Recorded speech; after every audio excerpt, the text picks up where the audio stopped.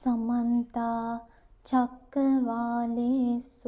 अत्रा गच्छन्तु देवता सद्धम्मं मुनिराजस्स सुनन्तु सग्गमुक्खदं धम्मස්සවන කාලෝ අයං බදන්තා ධම්මස්සවන කාලෝ අයං බදන්තා ධම්මස්සවන කාලෝ අයං බදන්තා නමෝ තස්ස භගවතෝ අරහතෝ සම්මා සම්බුද්දස්ස නමෝ තස්ස භගවතෝ අරහතෝ සම්මා සම්බුද්දස්ස නමෝ තස්ස භගවතෝ අරහතෝ සම්මා සම්බුද්දස්ස ඉමානිකෝ භික්කවේ අට්ඨ කුසීත වත්තුනීති. සද්ධර්ම ශ්‍රවණාබිලාෂී ගුණබර වාසනාවන්ත පින්වත්නි, භාග්‍යවත් බුදුරජාණන් වහන්සේ නමක් ලෝකයට පහළ වෙලා ලෝක සත්වයා කෙරෙහි කරුණාවෙන් ලෝකයට එලිපෙහෙලි කොට වදාළ උතුම් චතුරාර්ය සත්‍ය ධර්මයෙන් බිඳක් කෙටියෙන් නමුත් ශ්‍රවණය කරන්නටයි ඔය පින්වතුන් මේ මොහොතේ සැදී පැහැදී සිටින්නේ. පින්වත්නි, බුදුරජාණන් වහන්සේගේ මේ ධර්මය, තථාගත ධර්මය කියන එක පින්වත්නි, මේ බුදුරජාණන් වහන්සේගේ ධර්මය කෙනෙක් අනුගමනය කරාට පස්සේ අවසානයේදී පින්වත්නි ලැබෙන ප්‍රතිඵලය තමයි නිර්වාණය කියන්නේ. බුද්ධ ශාසනයකින් ලබන්න පුළුවන් පරම හරය තමයි නිර්වාණය කියන්නේ. එතකොට පින්වත්නි මේ නිර්වාණය කියන මෙන්න මේ ධර්මතාවය, මේ නිර්වාණය කියන ධාතුව සාක්ෂාත් කරගන්න අපි විසින් පින්වත්නි පූර්ව භාග ප්‍රතිපදාවක් පිළිය යුතුයි. යම් කිසි ප්‍රතිපදාවක් පිළිය යුතුයි. අන්නේ ප්‍රතිපදාව පූර්ණය කරගත්තේ නැත්නම් ඒ නිර්වාණය කියන ඵලය පින්වත්නි අපිට ලබා ගන්න බැරි වෙනවා. ඒ නිසා මේ බුදුරජාණන් වහන්සේගේ ධර්මය පින්වත්නි ප්‍රතිපදාව අනුගමනය කරලා ලබන්න පුළුවන් ඵලයක් ගැනයි බුදුරජාණන් වහන්සේ දේශනා කරන්නේ. එතකොට මේ නිර්වාණය කියන එක සාධනය කරගන්න යන ගමනේදී පින්වත්නි අපි මේ නිවන නිර්වාණය සාධනය කරගන්න මේරවිය යුතු ධර්ම තියෙනවා. මේරවිය යුතු ධර්ම තියෙනවා. විමුක්ති පරිපාචනීය ධර්ම තියෙනවා. විමුක්තිය පිණිස මේරවිය යුතු ධර්ම. එතකොට මේ විමුක්තිය පිණිස මේරවිය යුතු ධර්ම අපි මෝරවන්නේ නැත්තම් පින්වත්නි අපිට නිර්වාණය සාධනය කරගන්න පුළුවන්කම ලැබෙයිද? නැහැ. නිවන කියන එක පින්වත්නි අපිට සාධනය කරගන්න ලැබෙන්නේ මේ ඉන්ද්‍රිය ධර්මයන් මෝරව ගත්තොත්. අහලා තියෙනවනේ ඉන්ද්‍රිය ධර්ම මෝරවනවා කියන කතාව. පින්වත්නි මේ ඉන්ද්‍රිය ධර්ම කියලා කියන්නේ ශ්‍රද්ධා, විරිය, සති, සමාධි, ප්‍රඥා කියන මේ ඉන්ද්‍රිය ධර්ම පහ කෙනෙක් මේරෙව්වොත්, කෙනෙක් මෝරවනවන අන්න ඒ කෙනාට තමයි පින්වත්නි නිවන සාධනය වෙන්නේ. නිවන කියන ඵලය සාධනය වෙන්නේ. එහෙම නොකර පින්වත්නි අපිට නිර්වාණය කියන්නේ ඵලයක් නේ. නිවන කියන්නේ ඵලයක්. අපි යම්කිසි ප්‍රතිපදාවක් පූර්ණය කළොත් තමයි ඒ ඵලය කියන එක සාධනය කරගන්න පුළුවන්කම ලැබෙන්නේ. එතකොට පින්වත්නි මෙන්න මේ ඉන්ද්‍රිය ධර්ම කියන එකෙන් මෙන්න මේ ඉන්ද්‍රිය ධර්ම වල ගත්තාම විශේෂයෙන්ම පින්වත්නි අපි කතා කළොත් මේ වීරිය කියන චෛතසිකය. වීරිය කියන ඉන්ද්‍රිය ධර්ම.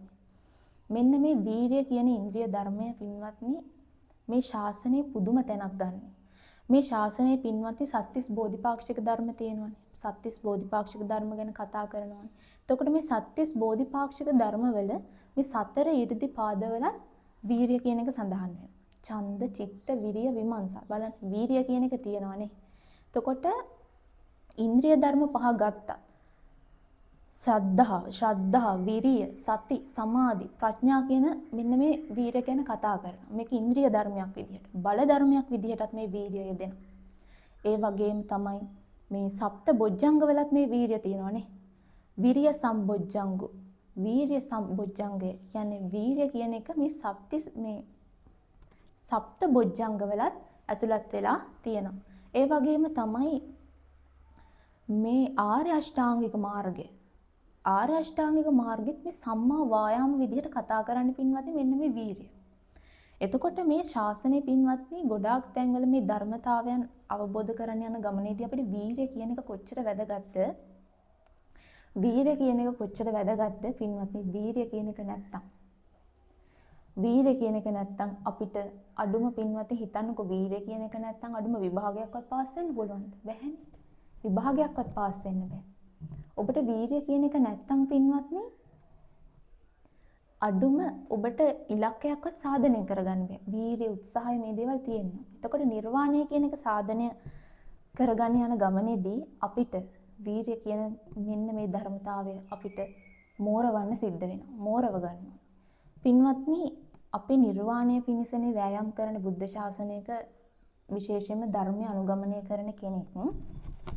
අපි වීරිය මේ මෝරවන්නේ නිවන පිණිසනේ. එතකොට නිර්වාණය සාධනය කරගන්න වීරිය කියන මෙන්න මේ ධර්මතාවය මෝරවන්නේ කොහොමද? කොහොමද අපි වීරිය ඇති කරගන්නේ? කොහොමද අපි වීරිය කොයි ආකාරයෙන්ද මේ වීරිය කියන එක මෝරව ගන්නවා? පින්වත්නි බුදුරජාණන් වහන්සේ දේශනා කරනවා මේ වීරිය කියන එක සතර සම්‍යක් ප්‍රදාන වීරිය. අහලා තියෙනවද?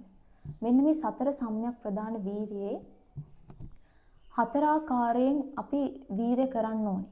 හතර ආකාරයකින් කොහොමද අපි වීරිය කරන්න කියන එක බුදුරජාණන් වහන්සේ දේශනා කරලා තියෙනවා. ආකාර හතර. මේ ආකාර හතරෙන් පළවෙනියෙන්ම බුදුරජාණන් වහන්සේ දේශනා කරනවා මේ උපන් අකුසල් දුරු කිරීමේ වීරියක් අපිට තියෙනවා. උපන් අකුසල් දුරු කිරීම. ඉපදුනා වූ අකුසල ධර්මයන් අපේ පින්වත්නි කොච්චර මේ ජීවිතේ ගත්තත් අකුසල ධර්ම කොච්චර ඉපදිලා තියෙනවද? සංසාරේ ගත්තාම කොච්චර අකුසල ධර්ම ඉපදිලා තියෙනවද අපි? එතකොට මේ ජීවිතේ වගේම සංසාර ජීවිතේදී පින්වත්නි අපි ඉපදිලා තියෙන මේ අකුසල ධර්මයන් දුරු කරගන්න උත්සාහවත් වෙන්න ඕනේ. ඒ ඉපදිලා තියෙන අකුසල ධර්මයන් තමයි පින්වත්නි අවිද්‍යාව, තෘෂ්ණාව. මේ දේවල් අපිට තියෙනවනේ. ලෝභය, ද්වේෂය, මෝහය. මේ හැම අකුසල ධර්මයක්ම මේ හැම ක්ලේශ ධර්මයක්ම පින්වත්නි අපිට ඉපදිලා තියෙනවා. ඒ ඉපදිලා තියෙන කෙලෙස් ධර්ම අපි නූපදීන වෑයම් කරන්න ඕනේ. ඔබට දැන් ඉපදිලා තියෙන කෙලෙස් ධර්ම දුරු කිරීමට වෑයම් කරන්න නේ. ඒක දුරු කරන්න වෑයම් කරේ නැත්නම් මොකද වෙන්නේ? අපිව මේ අවිද්‍යාව තෘෂ්ණා තියෙන තාක්කල් පින්වත්නි අපිට සංසාරේ ගමන් කරන්න සිද්ධ වෙනවා. සංසාරයට යන්න සිද්ධ වෙනවා. නොකඩවා මේ සංසාරේ පැවැත්මට හිර වෙන්න සිද්ධ වෙනවා. ඒ නිසා පින්වත්නි අපි ඉපදිලා තියෙන අකුසල ධර්ම දුරු කරන්න වෑයමක් යොදවන්න. ඒ වගේම දෙවනියට බුදුරජාණන් වහන්සේ දේශනා කරනවා මේ නූපන්නා වූ අකුසල ධර්මයන් නූපදීම ඉන්න වෑයම් කරන්න. ඒ කියන්නේ ඔබට ඉපදිලා නැත්තම් යම්කිසි අකුසල ධර්මයක් හිතන්නකෝ ඔබ මේ ජීවිතයෙන් ආනන්තරීය පාප කර්ම කරලා නැහැ කියලා. ඒ කියන්නේ ඔබ මේ ජීවිතේ ආනන්තරීය පාප කර්ම කරලා නැති කෙනෙක් නම් පින්වත්නි ඔබට ඒ අකුසලය නූපන්නා වූ අකුසලයක්. එතකොට මේ නූපන්නා වූ අකුසලය නූපදවගෙන ඉන්නම වෑයම් කරන්න.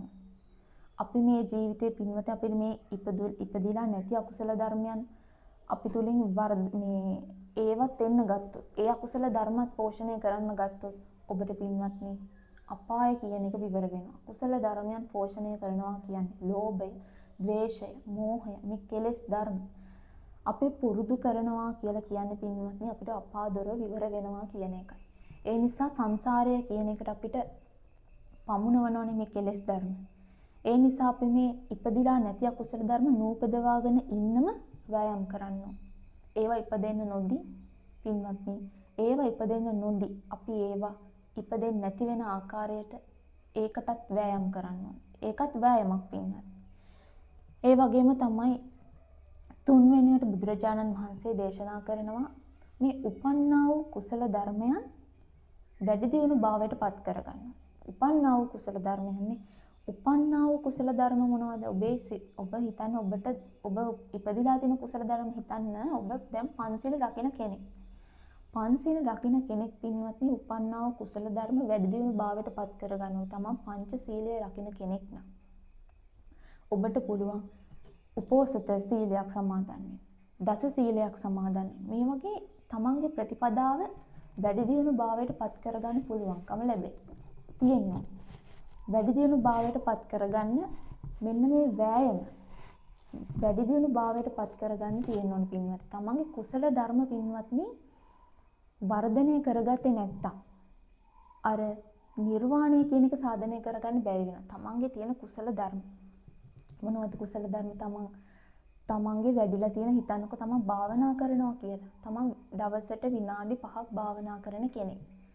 එතකොට තමන් දවසට විනාඩි 5ක් භාවනා කරන කෙනෙක් නම් තමන්ට පුළුවන් වෙන්න ඕනේ ඒ භාවනා වාරයන් වැඩි කරගන්න. තමන්ගේ භාවනා කාලය වැඩි කරගන්න. එහෙම කරනකොට තමන් ඉපදිලා තියෙන කුසල ධර්ම ඔබේ වැඩි දියුණු භාවයට පත්වීමක් සිද්ධ වෙනවා. ඔබ භාවනා නොකරන කෙනෙක් නම් ඔබට පුළුවන් භාවනාව පටන් ගන්න. නේ? එහෙම තමයි පින්වත්නි අපි වීර්යය දෙන්න ඕනේ. අපි ටික ටික තමයි මේ ශාසනය පිළිවෙත් පුරන්න පටන් ගන්න ඕනේ. එකපාරට අපිට මේ ශාසනය නිවන් දකින්න බැහැනේ. අපි ටික ටික තෝකං කණේ නේ. ටික ටික තමයි මේ ධර්මතාවයන් මේ ධර්මයන් සම්පාදනය කරගන්න සිද්ධ වෙන්නේ. ටික ටික තමයි මේ ඉන්ද්‍රිය ධර්ම මෝරව ගැනීම කියන එක සිද්ධ කරගන්න වෙන්නේ. ඒ නිසා පින්වත්නි අපි ඒ සඳහා වීර්යවත් වෙන්න ඕනේ. ඉපදිලා තියෙන කුසල ධර්මයන් තව තවත් දියුණු භාවයට පත් කරගන්න වීර්යවත් වෙන්න ඕනේ. දන් දෙන කෙනෙක් නම් සිල් රකින්න පටන් ගන්න. සිල් රකින්න කෙනෙක් නම් භාවනා කරන්න පටන් ගන්න. මෙන්න මේ වගේ පින්වත්නි ඔබ සීල සමාධි ප්‍රඥා කියන මෙන්න මේ නිර්වාණය පිණිස පවතින පූර්ව භාග ප්‍රතිපදා කෙනෙක් සම්පූර්ණ කරනවා නම් ඒ කෙනාට නිවන කියන ඵලය පින්වත්නි ලැබෙනවා. ඒ වගේම තමයි පින්වත්නි නූපන්නා වූ කුසල ධර්මයන් උපදවා ගැනීමේ වීර්යයක් අපිට තියෙනවා. අපිට මේ සංසාරයක් පුරාවට එනකොට මේ සසරේ පින්වත්නි ඉපදිලා නැති කුසල ධර්ම ඕන තරම් තියෙනවා. අපිට සසරක් පුරාවට එද්දී අපි සක්විති රජ වෙලා ඉන්න සක්‍ර දේවේන්ද්‍රයා වෙලා ඉන්න මේ වගේ නොඑක් කුසල ධර්මයන් කරලා ඒ විපාක ලබන්නේ නැති අපි පින්වත්නි කරලා නැති එක දෙයක් තියෙනවා. ඒ තමයි මාර්ගඵල කියන දේවල් උපදවගෙන නැහැ. අපි මේ සංසාරයක් පුරාවට එනකොට මාර්ගඵල කියන දේවල් උපදවගෙන නැති නිසා අපි පින්වත්නි ඒවා අපිට මොන ගානටද යන්නේ නූපන්නා වූ කුසල ධර්මයන් ගොඩට යනවා. ඒ කියන්නේ මාර්ගඵල කියන දේවල් ඉපදිලා නැහැ පින්වත්නි අපිට. මාර්ගඵල කියන දේවල් අපිට ඉපදිලා නැහැ. ඒ නිසා ඒවා නූපන්නා වූ කුසල ධර්ම. ඒ නූපන්නා වූ කුසල ධර්මයන් උපදව ගන්න වීර්යවත් වෙන්න ඕනේ. ඒක තමයි පින්වත්නි මේ බුද්ධ ශාසනයේ අපි ලබන්න පුළුවන් මේ කතා කරන වීර්ය. මෙන්න මේ සතර සම්‍යක් ප්‍රදාන වීර්ය. නිර්වාණය පිණිස මෙන්න මේ වෑයම අපි යොදන්නවා. පින්වත්නි අපි මේ වීර්ය කියන එක නැත්තම් කෙනෙක්ට අඩුම හිතන්න මේ අපිට මේ ලෞකික ජීවිතයේ වුණත් සැපසම් අඩුම අපිට ඉලක්කයක් සාධනය කරගන්න විභාගයක් සමත් වෙන. මේ වගේ දෙයකටවත් Tamanට වීර්යයක් යොදව ගන්න බැයි නම් වීර්යයක් නැත්තම් පින්වත්නි අර වගේ නිර්වාණය වගේ මේ උත්තරීතර ධාතුවක් සාක්ෂාත් කරගන්න. අපිට කොච්චර පින්වත්නි අපි ඒකට වීර්යයක් දරන්න ඕනේද නේ? විභාගයක් සමත් වෙන්න කොච්චර ළමෙක් දරුවෙක් පාඩම් කරලා ඒකට කොච්චර වෑයමක් දරනවද? නිර්වාණය කියන තැන සාධනය කරගන්නේ නිර්වාණය කියන උත්තරීතර තැන සාක්ෂාත් කරගන්න පින්වත්නි අපි කොච්චර වෑයමක් දරන්න ඕන. පින්වත්නි අපි මේ වෑයම් දරද්දි සමහර වෙලාවට අපිට කම්මැලි හිතෙන්න පුළුවන්. තීන මිද්දෙන්න පුළුවන්. කුසීත වෙන්න පුළුවන්. එතකොට මේ වගේ අවස්ථාවලදී පින්වත්නි අපි දැනගන්න ඕන අපිට තීන මිද්දෙන්න පුළුවන් අවස්ථා තියෙනවා. හැබැයි ඒව මැඩගෙන අපිට වීර්යයක් තියෙන්න ඕනේ මේ ධර්මතා මේ සාක්ෂාත් කරගන්න උත්සාහයක් තියෙන්න. එහෙම නැතුව අපිට නිවන් දකින්න බෑ පින්වත්. නිර්වාණය කියන්නේ හරි උත්තරීතර දෙයක්. නිවන් දකින්න පුළුවන් පින්වත්නි වීර්යවන්තයින්ට විතරයි. වීර්යවන්ත උතුමන් වහන්සේලාට විතරයි මේ නිර්වාණය කියන ධාතුව සාක්ෂාත් කරගන්න පුළුවන්කම ලැබෙන්නේ. පින්වත්නි ඒ නිසා කොච්චර ඒ කාලේ හිටපු රහතන් වහන්සේලා කොච්චර වීර්ය වඩලා තියෙනවදනේ. සමහර රහතන් වහන්සේලා විසෝන මහ රහතන් වහන්සේ එහෙම කකුල් පැලෙනකම්ම මේ ලේ වැగిරෙනකම්ම කකුල් වලින් සක්මන් මළුවේ සක්මන් කරලා කොච්චර වීර්ය වඩලා තියෙනවද. සමහර උතුමන් වහන්සේලා පිදුරු ඔළුවේ තියාගෙන භාවනා කරලා තියෙනවා. සමහර උතුමන් වහන්සේලා මේ සැතපෙන්නේ නැතුව අවුරුදු ගාණක් කොච්චර වීර්ය වඩලා තියෙනවදනේ. එතකොට ඒ වගේ පින්වත්නි අපිට වීර්යයක් තියෙන්න ඕනේ මේ ධර්මයේ සාධන මේ ධර්මතා සාධනය කරගන්න මේ නිර්වාණය සාධනය කරගන්න. එහෙම නැතුව පින්වත්නි ලබන්න පුළුවන් නිර්වාණයක් නැහැ. අපිට නිවන් මේ සංසාරේ හිර වෙච්ච සත්තුනේ. මේ අපි මේ සංසාරේ හිර වෙලා මේ බන්ධනාගාරේ හිර වෙච්ච සත්වයෝ. එතකොට මේ බන්ධනාගාරයෙන් ගැලවෙන්න අපි කොහොම හරි වීර්ය කරේ නැත්නම් හැමදාම මේ සංසාරයේ කියන බන්ධනාගාරේ හිර වෙලා අපිට දුක් විඳින්න සිද්ධ වෙනවා. ඒ නිසා පින්වත්නි මේ වීර්ය කියන එක අනිවාර්යෙන් ප්‍රතිපදාව වඩන යෝගාවචරයක් සතු තියෙන්න ඕනම ගුණයක්. පින්වත්නි ඒ වගේම තමයි මේ කුසීත වස්තු 8ක් තියෙනවා. මේ බුද්ධ ශාසනයේ දැන් විශේෂයෙන්ම යෝගාවචරයට තමයි මෙන්න මේ දේවල් එන්න පුළුවන්. භාවනා කරන කෙනෙක්ට මෙන්න මේ දේවල් එන්න පුළුවන් පින්වත්නි. කුසීත වස්තු 8ක් තියෙනවා. මේ කුසීත වස්තු 8 සඳහන් කරනවා මේ භාවනා කරන යෝගාවචරයට එන්න පුළුවන් මේ කරුණු 8 තීන විද්‍යාවක් විදිහට කුසීතකමක් විදිහට. ඒ කියන්නේ තමන්ගේ නිවන කියන එක සාධනය කරගන්න බැරි වෙන්න තමන්ගේ නිර්වාණය ආවරණය කරන මෙන්න මේ තීන විද්‍යාව කුසීත වස්තු 8න් සඳහන් කරනවා. කොහොමද පින්වත්නි මේකේ පළමුවෙන් බුදුරජාණන් වහන්සේ දේශනා කරනවා මේ යෝගාවචරයට පින්වත්නි හිතන්නකෝ වැඩක් යෙදෙනවා. මෙයා හිතනවා මේ මට දැන් ඉදිරියට වැඩක් කරන්න තියෙනවා. ඒ නිසා මම මේ වැඩේ නිසා මම මහන්සි වෙන්න හොඳ නැහැ. තව මේ වැඩ කරන්න තියෙනවා මට මහන්සි වෙලා වැඩ කරන්න තියෙනවා කියලා හිතලා මොකද කරන්නේ? තමන්ගේ භාවනාව පස්සට දාන්න. තමන්ගේ භාවනාවන් මේ පස්සට දාලා වැඩේ කරාට පස්සේ මම භාවනා කරනවා හිතාගෙන භාවනාව පස්සට දාලා මොකද කරන්නේ? තමන් අර උපදව ගන්න ඕනේ ධර්මතාවයන් උපදව ගන්න මැලිකමක් දක්වනවා. මෙන්න මේක කියන පළවෙනි කුසීත වස්තුව. පළවෙනි කුසීත ධර්මය. පින්වත්නි මෙන්න මේ කියන ධර්මය. මේ කුසීත වස්තු වලින් ඔබටත් තියෙනවද බලන්න. ඔබ තමන් යමක් වැඩක් කරන්න යනකොට ඕනම වැඩක් පින්වත්නි හිතන්නකෝ නිවන් දැකීම පසක තැබේවා. ඔබ යම්කිසි කාර්යයක් කරන්න යද්දී ඔබ මේ වගේ මැලිකමක් දක්වනවාද? මේ වගේ ඔබ මේ හැම වැඩක්ම මේ පස්සට දානවාද? ඔබ මේ වගේ මේ වැඩ යොදද්දී මේ කාර්යය කරද්දී මොකක් හරි හේතුවක් කියලා හිතලා ඔබ මේ දේවල් පස්සට දානවාද? පින්වත්නි ඔබ මේ යම්කිසි කාර්යයක් කරන්න තියෙනවා කියලා තමන්ගේ ප්‍රතිපදාව පස්සට දාලා කටයුතු කරන්න ගියොත් ඔබට නිවන් දකින්න පුළුවන්ද? බෑ. කවදාවත් නිවන් දකින්න බෑ. ඒ වගේම තමයි දැන් හිතනවා ඊට පස්සේ තමන් මේ වැඩේ කරලා ඇවිල්ලා හිතනවා දැන් වැඩේ කළා විතරයි හරිම මහන්සියමට. ඒ නිසා පහුවෙලා මම භාවනා කරනවා කියලා හිතාගෙන නිදා ගන්න. මොකද වෙන්නේ? ඒ කෙනාටත් පින්වත්නි තමන් කරපු කාර්යය නිසා මහන්සිය කියලා හිතාගෙන තමන් ප්‍රමාද වෙනවනේ. ඒක මෙන්න දෙවෙනි කුසීත වස්තුව. බලන්න ඔබේ ජීවිතේට හැරිලා ඔබත් මෙහෙමද කියලා තමන් භාවනා කරගෙන තමන් වැඩක් යෙදුනට පස්සේ වැඩේ කරාට පස්සේ ඔබ හිතනවා දැන් මහන්සි දැන් මේ වැඩේ කළා විතරයි හෙටම භාවනා කරනවා දැන් ටිකක් නිදා ගන්න ඕන කියලා හිතලා නිදා ගන්නවා. එහෙම වෙනව නේද? පින්වත්නි එහෙම අයට පින්වත්නි මේ කුසීත වස්තු වලට අහු වෙලා කවදාවත් නිවන් දකින්න බෑ. ඒ නිසා අපි මේ වීර්ය කියන එක යොදවන්න ඕනේ. කොහොමද කියන එක කතා කරමු. පින්වත්නි ඒ වගේම තමයි මේ තුන්වෙනි කාරණාව මේ බුදුරජාණන් වහන්සේ දේශනා කරනවා. තමන් ගමනක් යන්න තියනවා නම් හිතනවා තමන් ගමනක් යන්න තියනවා කියලා හිතලා මොකද කියන්නේ? දැන් මට ගමන යන්න තියෙනවා. දැන් මට ගමනක් යන්න තියෙන නිසා දැන් භාවනා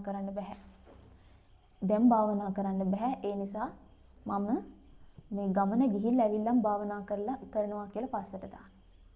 ගමන ගිහිල්ලා ඇවිල්ලා කියලා කරනවා කියලා පස්සට දානවා. මෙහෙම මෙන්න මේ තුන්වෙනි කුසීත වස්තු. එහෙම කෙනාට නිවන් දකින්න පුළුවන් බෑ පින්වත්නි.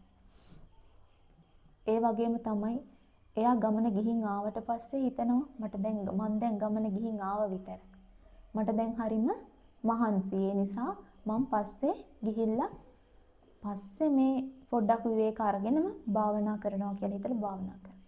පින්වත්නි මෙන්න මේ කුසීත වස්තුවට යට වෙච්ච කෙනාටත් පින්වත්නි මේ වීර්යය කියන එක නැති කෙනාටත් පින්වත්නි එයාටත් නිවන කියන එක සාධනය කරන්න අමාරුයි. මොකද ඒ කෙනා කුසීත වස්තු වලට යට වෙලා ඉන්නේ.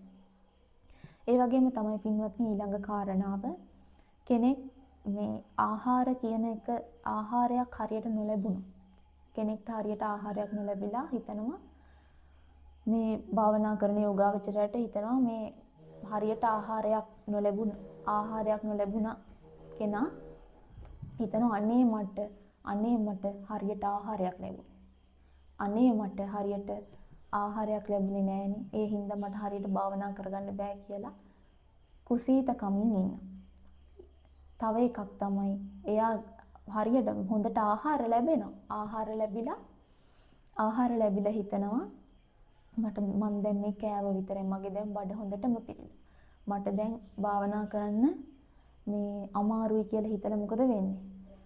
භාවනාව පස්සට දාලා නිදා ගන්නවා. අන්න. එතකොට මේකත් කුසීතකමක් පින්වත්නි. ඔබ බලන්න මේ මම මේ කියනකොට ඔය පින්නතුන් මේ කුසීත වස්තු වලට අහු වෙලාද තියෙන්නේ කියලා. තමන් භාවනාවක් කරනකොට බලන්න තමන් යෝගාවචරයෙක් නම් භාවනා කරන යෝගාවචරයෙක් නම් ඔබ මෙන්න මේ කියන කුසීත වස්තු වලට අහු වෙලාද කියලා. ඊළඟ එක තමයි පින්වත්නි තමන්ට රෝගයක් හැදුනා. තමන්ට රෝගයක් හැදුනා මේ යන්තමින් තමන්ට රෝගයක් හැදීගෙන එනවා වගේ දැනුණාම ඔබ හිතනවා දැන් නම් භාවනා කරන්න හොඳ නැහැ. දැන් මේ රෝග ලක්ෂණ පෙනීගෙන එනවා. දැන් භාවනා කළොත් මට මේ ලෙඩේ වැඩි වෙයි කියලා හිතලා මොකද වෙන්නේ? මොකද කරන්නේ? භාවනාව පස්සට දානවා. එහෙම භාවනාවට පස්සට දාලා තමන්ට උපදව ගන්න තියෙන මේ මාර්ගඵල ඥාන ඔක්කොම පින්වත්නි ඒ දේවල් මගහැරගෙන තමන් උපදව ගන්න ඕනි වීර්ය අත්හැරලා දාලා කුසීත වස්තු වලට යට වෙනවා. ඊළඟ කාරණාව තමයි පින්වත්නි තමන් රෝගයක් හැදුනාට පස්සේ රෝගයක් හැදිලා හොඳ වුණාට පස්සේ හිතනවා දැන් මේ රෝගය හොඳ වුණා විතරයි. දැන් මට මේ ලෙඩේ හොඳ වුණා විතරයි. ඒ නිසා දැන්ම භාවනා කරන්න ගියොත් ලෙඩේ ආයෙමත් මට එන්න පුළුවන් කියලා හිතලා තමන් මේ කරන්න යන ප්‍රතිපදාව පස්සට දාන. කරන් ආපු ප්‍රතිපදාව පස්සට දාන. ඒ නිසා පින්වත් මෙන්න මේ කුසීත වස්තුවට 8ක් කිව්වනේ. කුසීත වස්තුවට පින්වත්නි මේ කුසීත වස්තු වටින් යුක්ත වෙච්ච කෙනාට පුළුවන් ද නිවන් දකින්න බෑ. නිවන් දකින්න බෑ. මේ කුසීත වස්තු වලට යට වෙච්ච කෙනා සංසාරයටම පැමිණෙනවා මිසක් සංසාරයේම ගැලි මේ සංසාරයටම මුලා වෙලා ගමන් කරනවා මිසක් පින්වත්නි ඒ කෙනාට නිවන් දකින්න බෑ. සසර පින්වත්නි සසරෙන් ගැලවෙන්න එක ලේසි නෑ. ඔබට මේ තීන මිද්ද කියන දේවල් එන්න පුළුවන්. මේ කුසීත වස්තු එන්න පුළුවන්. හැබැයි පින්වත්නි අපි ඒව මැඩගෙන ඒවා දුරු කරගෙන ඒවා නැති කරගෙන මේ ගමන ගියේ නැත්නම් අපිට මේ නිර්වාණය කියන එක සාධනය කරගන්න බෑ. කොහොමද එතකොට අපි මෙන්න මේ නිර්වාණය කියන එක සාධනය කරන්න මේ කුසීත වස්තු වට මේ එන්නේ නැති වෙන්න කොහොමද අපි මේ කුසීත වස්තු වලින් බේරෙන්නේ? කොහොමද අපි මේවෙන් ගැලවෙන්නේ? පින්වත්නි මේක ආරම්භවත් විදිහට බුදුරජාණන් වහන්සේ දේශනා කරන මේ කරුණ 8ක් බුදුරජාණන් වහන්සේ දේශනා කරන කොහොමද Tamanට පින්වත්නි වැඩක් තියනවා නම් දැන් පළවෙනිම කතා කරේ ඒකනේ අපි ඔබට වැඩක් තියනවා නම් ඔබට වැඩක් තියනවා නම් පින්වත්නි ඔබ හිතන්න ඕනේ මට දැන් ඉදිරියට වැඩක් තියෙනවා. මට ඒ වැඩේ කරද්දි මගේ භාවනාව මගහැරෙන්න පුළුවන්. මට ඒක හරිම අලාභයක්. මට හරිම පාඩුවක් ඒක මගේ සංසාරයට ඒක කතන්දරයක්. මට මේ සසරෙන් ගැලවිලා යන්න බෑ. මේ සංසාරයෙන් එතර වෙන්න බෑ. මට හරිම අලාභයක් වෙන්නේ. ඒ දේවල් මේ ප්‍රතිපදාව මගහැරගත්තොත් මට වෙන අලාභය පින්වත්නි අන්න එහෙම කල්පනා කරලා ඒ කෙනා දැන්ම වීර්ය කරනවා භාවනා කරනවා. දැන් ඒ මොහොතේම ඉඳගෙන භාවනා කරන්න පටන් ගන්නවා. මට ඉදිරියට වැඩක් තියෙනවා. ඒ ඉඳ මට භාවනා කරන්න කාලයක් නැති වෙන නිසා මම දැන්ම භාවනා කරන්න ඕනේ කියලා මොකද කරන්නේ? ඒ කෙනා දැන්ම වීර්ය කරනවා. වැඩේ කරාට පස්සේ හිතනවා මට මේ කාලයක් වැඩ කරන්න කාලය වැය වුණා. මට භාවනා කරන්න බැරි වුණා. ඒ නිසා දැන්ම මම භාවනා කරන්න. මම දැන්ම වීර්ය වඩන්න ඕනේ. මට උනේ අලාභය. ඒ නිසා ඒ කාලයත් අරගෙන මම භාවනා කරන්න ඕන කියලා තව වැඩිපුර කාලය අරගෙන භාවනා කරන අන්න වීර්යවන්තයෝ. අන්න එහෙමයි පින්වත්නි වීර්යවන්තයෝ. ඒ වගේම තමයි Tamanට ගමනක් යන්න තියෙනවා නම් හිතනවා Tamanට ගමනක් යන්න තියෙන නිසා මම කලින් භාවනා කරගන්න ඕන කියලා හිතනවා. Taman ගමන ගිහින් ආවට පස්සේ හිතනවා Taman ගමනක් ගිහින් ආවා. දැන් ගමනක් ගිහින් ආවට පස්සේ මට කොච්චර භාවනාව මගහැරුණාද? ඒවත් එක්ක අල්ලලා මොකද කරන්නේ? තව භාවනා වාර වැඩි කරලා, භාවනා කාල වැඩි කරලා ඒ කෙනා භාවනා කරන උත්සාහවත් වෙන, වීර්යවත් වෙන.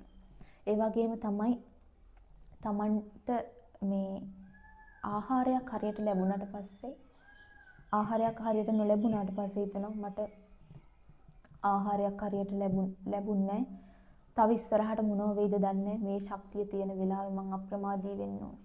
අප්‍රමාදී වෙලා භාවනා කරන්න ඕනේ කියලා භාවනා කරනවා. ආහාරයක් හොඳට ලැබුණු වෙලාවේ මේ වෙලාවේ මට හොඳට කුසට ආහාරයක් ලැබිලා තියෙන්නේ. දැන් ප්‍රමාද වෙන්න ඕනේ. ඉදිරියට මොනව වෙයිද දන්නේ ජීවිතය අස්තිරයි කියලා හිතාගෙන මොකද කරන්නේ? යා වීරවත් වෙනවා. මේ දැන් භාවනාවට යොමු වෙනවා. පින්වත්නි, ඒ නිසා මෙන්න මේ විදිහට තමයි වීරවත් වෙන්නේ. ඒ වගේම Tamanට රෝගයක් හැදුනහම, Tamanට රෝගයේ ලක්ෂණ පෙනීගෙන එනකොට හිතනවා පින්වත්නි රෝග ලක්ෂණ පෙනීගෙන එනකොට හිතනවා දැන් මට ලෙඩක් හැදීගෙන එනවා. මට දැන් අසනීප වේගෙන එනවා. ඒ නිසා මට ඉස්සරහට මොන වගේ දේවල් වෙයිද දන්නේ නැහැ කියලා හිතලා ඒකෙන් අප්‍රමාදී වෙනවා. ඒකෙන් වීරවත් වෙනවා. නොලබපු දේවල්, නොලබපු ධාන අභිඥා මාර්ගඵල කියන දේවල් උපදව ගන්න උත්සාහවත් වෙනවා.